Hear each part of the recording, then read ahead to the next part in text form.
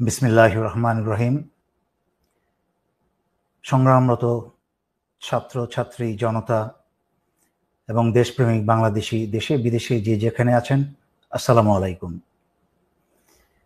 জানি অনেকের মনে প্রশ্ন আসবে, আমি এমন দেশে এভাবে কেন এলাম? বাংলাদেশে যুদ্ধ শুরু হয়ে গেছে। সবাইকে সতর্ক করতেই আমি অত্যন্ত জরুরি কিছু তথ্য প্রকাশ করতে আপনাদের সামনে এলাম।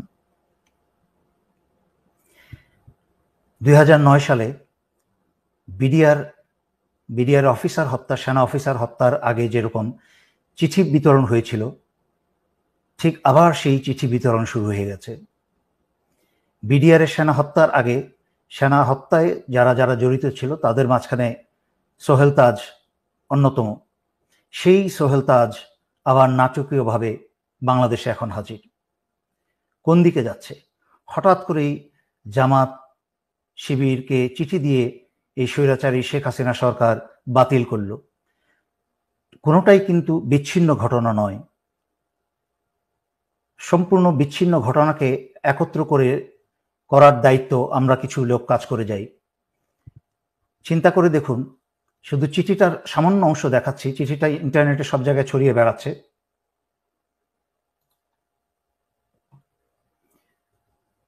চিঠির লেখা দেখুন।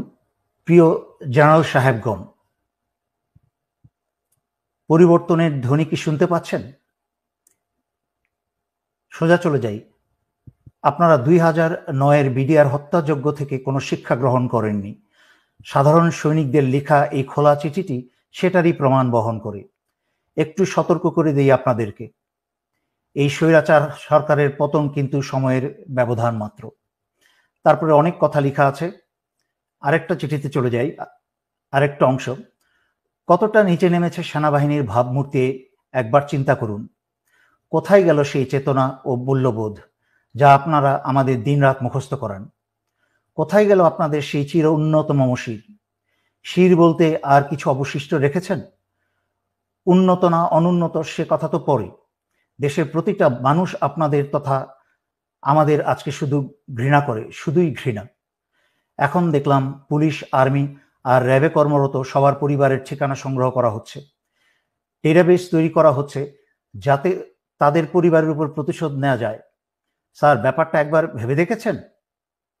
আপনাদের আদেশে আমরা ছাত্র হত্যা করব আর ওরা আমাদের পরিবারে হাত দিবে। স্যার, শুনতে পাচ্ছেন? আপনারা কি পারবেন আমাদের পরিবারের নিরাপত্তা দিতে? পারবেন পুরো দেশটাকে ক্যান্টনমেন্ট বানিয়ে ফেলতে? চিঠিটা আরো বেশ বড়, তবে এই চিঠিটায় যেই কথাগুলো উল্লেখ করা হয়েছে, যারা আপনারা সচেতন নাগরিক, দেশপ্রেমিক নাগরিক, যারা আমার লাইভ বা ভিডিও আপনারা দেখেন, তারা নিশ্চয়ই শুনেছেন। বহুদিন যাবৎ আমি সতর্ক বাণী দিয়ে আসছিলাম। এভাবে বলছিলাম যে এই বাংলাদেশের সাধারণ সৈনিকের পরিবাররা কিন্তু গ্রামে গঞ্জে থাকে, তারাও অত্যাচারিত। কিন্তু সেনানিবাসে এই হাসিনার পয়সা খেয়ে যারা আজকে দেশ এবং জনগণের বিরুদ্ধে কাজ করছেন, তাদের ভবিষ্যৎ পরিণতি কি হবে আমি কিন্তু বারবার সতর্ক করে আসছিলাম। যদিও ছাত্রছাত্রী এবং জনতার উপর যারা গুলি চালিয়েছে সেটা সমগ্র সেনাবাহিনী চালায়নি, চালিয়েছে হাসিনার পোষা এবং হাসিনার বাছাই করা যাদেরকে ঢাকায় 46 ব্রিগেডে বসানো হয়েছে। তার মাঝখানে একজন হচ্ছে অত্যন্ত জঘন্য চরিত্রের ব্রিগেডিয়ার জেনারেল ইমরান, যে শেখ হাসিনার প্রধানমন্ত্রী কার্যালয়ে ছিল এক সময়, এবং তার ক্যাডেট কলেজের বন্ধু বান্ধবের মতামতে সে একটা সাইকোপ্যাথ। সে নিজের আপন ভাইকেও ঠান্ডা মাথায় খুন করতে দ্বিধা করবে না, এবং তার ক্যাডেট কলেজের বন্ধুরা তাকে বহুবার তাদের কাছ থেকে বিচ্ছিন্ন করেছে তাকে।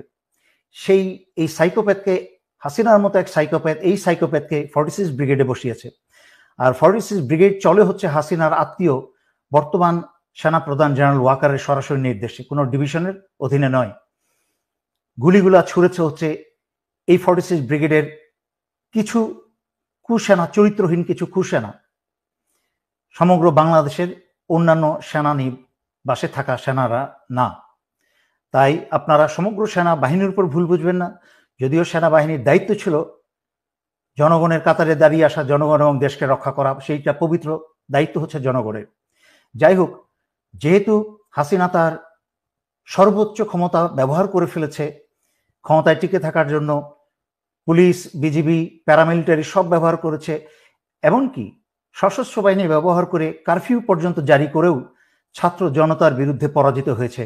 এখন স্বৈরাচারী শেখ হাসিনার হাতে আর কোনো শক্তি বাকি নেই।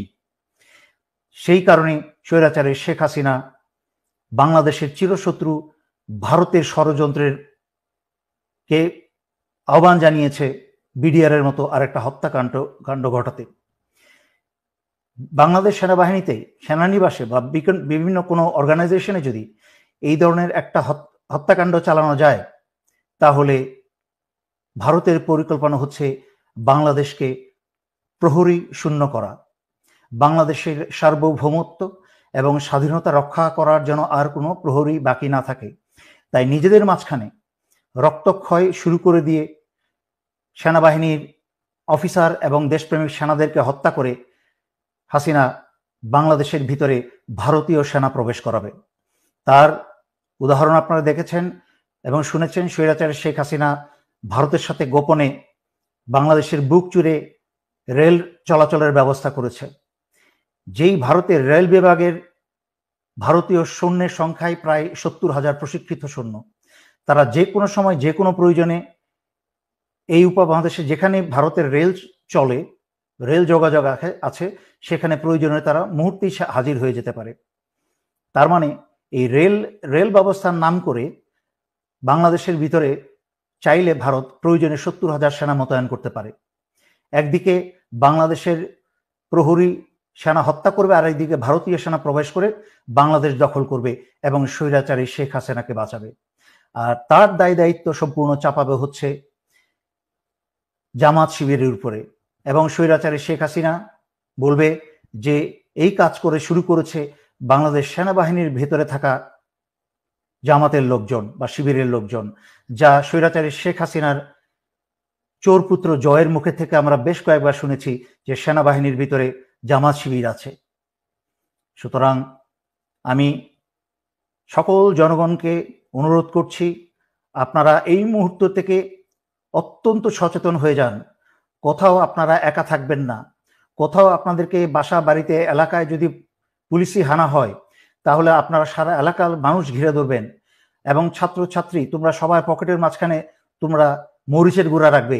কাছের থেকে এসে ছাত্রলীগ, পুলিশ যারাই তোমাদেরকে ধরে নিয়ে যেতে চাইবে, তাদের চোখে মুখে মরিচের গুঁড়া মেরে দাও। এটা হচ্ছে ন্যূনতম তোমাদের ডিফেন্স।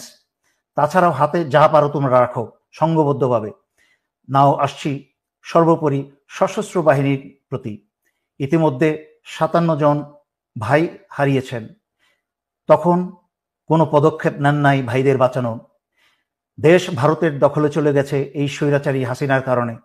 15 বছর ধরে যাবৎ বাংলাদেশের সবকিছু স্বাধীনতা, সার্বভৌমত্ব, এমনকি জনগণের জান মাল, বাংলাদেশের অর্থনীতি সবকিছু ভারতের হাতে তুলে দিয়েছে। আরো অপেক্ষা করবেন নিজের এবং নিজের স্ত্রী সন্তানের রক্ত দিয়ে? এখনো সময় আছে।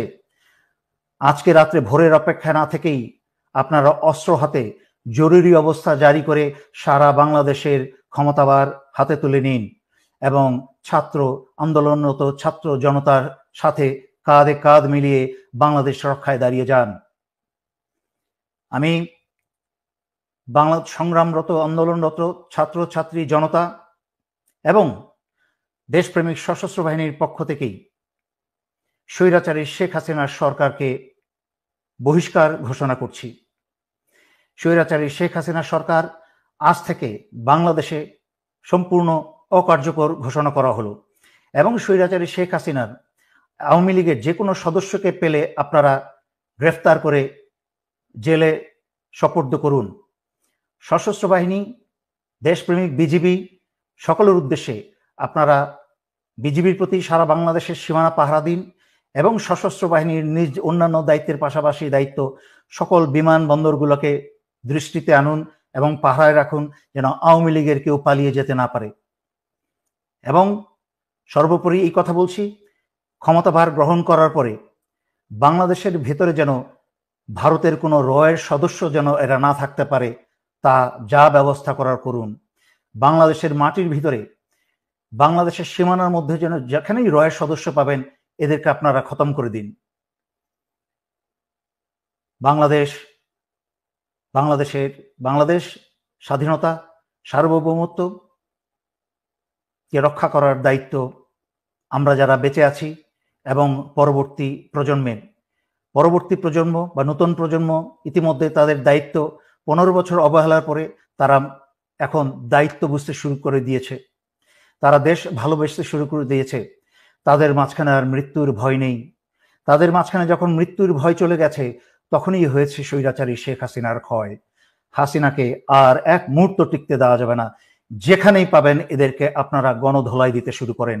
সশস্ত্র বাহিনী, আবারও বলছি শেষ কথা, জরুরি অবস্থা জারি করে বাঁচতে হলে, দেশকে বাঁচাতে হলে, জনগণকে বাঁচাতে হলে জরুরি অবস্থা জারি করে এখনই ক্ষমতা হাতে নিন। এই বলে আমি আজকের জন্য এখানেই শেষ করছি। ধন্যবাদ। আসসালামু আলাইকুম।